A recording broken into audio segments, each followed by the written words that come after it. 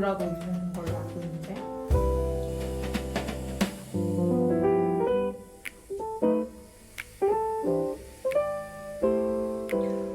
나는 진짜 정말 잠을 잘 자는 사람이었거든. 잠자는 시간을 너무 사랑했어. 너무 잠이 잘 들고 잠을 자면 너무 회복이 잘 되니까.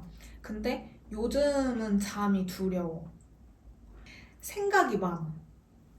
그래가지고 오늘 좀 힐링해야겠다 이래서 조용한 곳에 가도, 그러니까 힐링을 해야겠다라고 생각을 해도 머릿속이 너무 복잡하니까 좀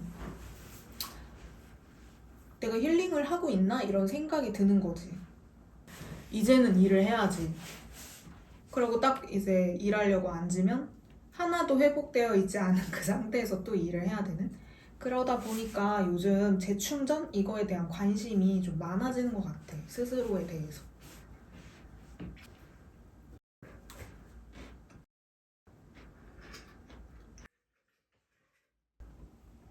할 게 너무 많아, 현대인들이. 뭐 콘텐츠 봐야 되는 거, 카톡 해야 되는 거, 게임 해야 되는 거, 이거는 잠잘 때는 안 해야 되는 거 아닌가요? 이렇게 대부분이 그렇게 생각할 거야. 근데 우리가 일상에서 받는 스트레스가 많다 보니까 이런 것들이, 이런 쓸데없는 일이라고 생각되는 것들을 하지 않으면 삶을 버티기가 힘든 것도 있어. 어제도 분명히 자려고 했어. 진짜 2시 전에 자는 걸 목표로 해서 잠이 오는 거야. 그래가지고 나는 솔직히 좀 기뻤거든? 이렇게 잠이 오는 그 느낌의 쾌재를 불러, 요즘은. 진짜 기뻤는데 해야 될 게 조금 많더라고. 일단 설거지. 근데 좀 안 했어. 솔직히 설거지는 약간 모른 척 했어. 근데 이제 딱 침대에 앉았는데 이렇게 해야 될 게 많더라고. 그래서 지금 네일 강화제를 바르는 걸 한 3일 정도 늦춰지고 있었거든. 근데 어제만큼은 못 늦추겠는 거야. 그래서 이거를 발랐는데 아무래도 그 네일 강화제 냄새가 강했던 것 같아. 잠이 싹 깼더라고. 3시가 되었고 3시에 이제 나는 조금 오늘 늦겠구나 하고 차분히 이제 좀 나를 차분하게 시켜줄 콘텐츠를 하나 틀었지. 아이디어가 떠올랐어. 잠이 안 드는 사람들을 위한 콘텐츠로 그런 스토리텔링을 해주면 어떨까? 나는 콘텐츠도 많이 보고, 그러니까 드라마, 영화도 많이 보고, 그 다음에 책도 그런 소설 같은 책들, 이런 이야기가 있는 책들을 읽고 이렇게 내가 이야기를 해주는 거야. 요약을 해주는 거야. 뭔가 들려주는 거지. 갑자기 생각난 게 예전에 우리 할아버지 집에 진짜 옛날 책인데 한 이 정도 사이즈였어. 그런 전래동화 책이 하나 있었다. 근데 아버지가 그 책을 딱 이제 가지고 오신 거야. 할아버지한테 빌려가지고. 그 이유가 내가 잠들 때마다 그런 책 읽는 거를 좋아하고 했어서 그 전래동화 이야기를 하나씩 읽어주셨다? 근데 그게 생각이 났어. 그 이야기를 들으면서 노곤노곤 하면서 잠이 들었던 그 기억? 근데 진짜 그 전래동화를 내가 너무 좋아해가지고 읽었던 거 또 읽어주고 또 읽어주고 또 읽어줘도 너무 좋아했거든. 그리고 아빠가 이렇게 나긋나긋한 목소리로 옛날에 호랑이가 뭐 있었는데, 그래서 다 아는 이야기야. 호랑이가 떡 하나 주면 안 잡아먹지 그랬어. 근데 떡이 뭐 꽃가루로 바뀌어있고 뭐 이런, 계속 그런 비슷한 이야기였는데도 너무 재밌게 들었던 것 같아. 계속 떠들어 줄 수 있어. 카페에 앉아서도 계속 떠들 수 있어. 있잖아요. 오, 꽤 많이 들었네. 근데 이거 다 먹어도 되나? 이거 선물해줄 사람 없지? 이 초코맛도 좀 궁금한데.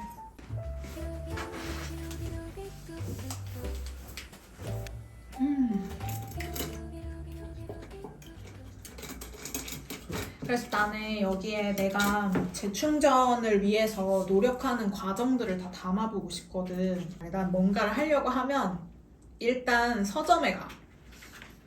일단 그 사전 정보를 조사를 해야 되는 그런 병이 있어서 일단 서점에 가서 그 책 검색하는 데 있잖아. 거기 가지고 재충전 이걸 이렇게 쳐본단 말이야. 그러면 책이 안 나와. 아직까지는 재충전과 관련된 이야기가 많지는 않은데 뭔가 예술이나 여행 파트로 가면은 가끔 그런 쉼, 휴식, 뭐 웰리스 이런 것들을 주제로 책들이 있어. 그래서 최근에도 도서관에 가서 책을 하나 빌려가지고 봤거든. 근데 그림 미술 작품에 대한 설명인데 거기에 휴식이라는 걸 주제로 작가가 같이 글을 써놓은 거야. 근데 거기에서 휴식도 배워야 한다 이렇게 써져 있거든. 근데 그 말에 딱 제일 임팩트가 있었어. 휴식이라는 단어를 생각했을 때 정말 필요하다는 걸 알면서도 또 한편으로는 조금 나태해 보이지 않을까? 약간 게을러지지 않을까? 이런 생각이 들었단 말이야. 근데 요즘은 완전히 달라진 거야. 휴식 자체를 잘 못하게 되니까 이 휴식을 도대체 어떻게 해야 되지? 이런 고민을 많이 하는데 딱 그 책에서 휴식도 배워야 한다라고 써져 있는데 내가 조금 휴식에 대해서 관심을 갖고 그것도 주식이나 부동산처럼 우리가 좀 배워볼 필요가 있겠다 이런 생각을 하게 된 거야. 그래서 난 한국인들이 사실 정말 멋있는 사람들이라고 생각하거든. 정말 열심히 살고 정말 노력하고 실패도 성공의 어머니다 이 말 제일 많이 쓰는 민족이지 않을까. 그래서 진짜 대부분 잘 되고 성공할 확률이 되게 높다고 생각해. 그래서 요즘 K-컬처, K-뷰티 뭐 이런 게 다 인기잖아. 나는 그게 한국인들이 정말 열정적인 사람들이라서 그런 것 같거든. 근데 반대로 이제 우리가 약한 부분은 쉬는 거, 좀 잠시 나를 좀 들여다봐 주는 거, 좀 잠시 내가 게을러도 그런 내 모습까지 좀 용인해 주는 거, 이런 거를 못해. 그 책에서 그 작가님도 그래. 휴식은 일의 방해꾼이 아니라 조력자다 이런 말을 하거든. 그러니까 뭔가 우리가 열정적으로 일을 계속 잘하려면 휴식도 정말 필요한 거거든. 일과 삶의 균형을 맞추는 거지. 근데 한국에서는 솔직히 좀 어려울 것 같아. 좀 심적으로 여유가 많으신, 멘탈이 좋으신 분들도 많을 거라고 생각하는데 내가 봤을 때는 한국인들한테는 숙제처럼 해봄직하게 연습을 좀 해야 돼. 오히려 하루 1시간은 아무것도 안 해본다. 뭐 이런 거 있지. 이거를 일부러 넣어줘야 돼 지금.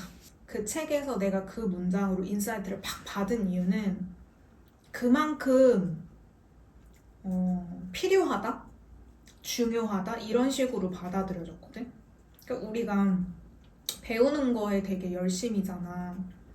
아까 예시를 든 것처럼 주식, 부동산 이런 거 재테크 배워야 된다 이런 건 진짜 진심이란 말이지. 그것처럼 휴식에도 우리가 좀 진심으로 다가가고 조금 고찰을 해볼 필요가 있다. 요 정도로 받아들이면 좋을 것 같아.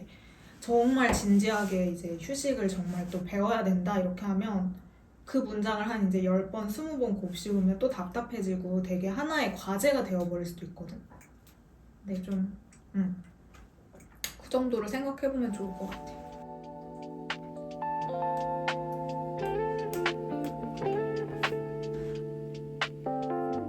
근데도 난 여전히 고민이야. 어떻게 하면 휴식을 할 수 있지? 어떻게 하면 좋은 휴식을 취할 수 있지?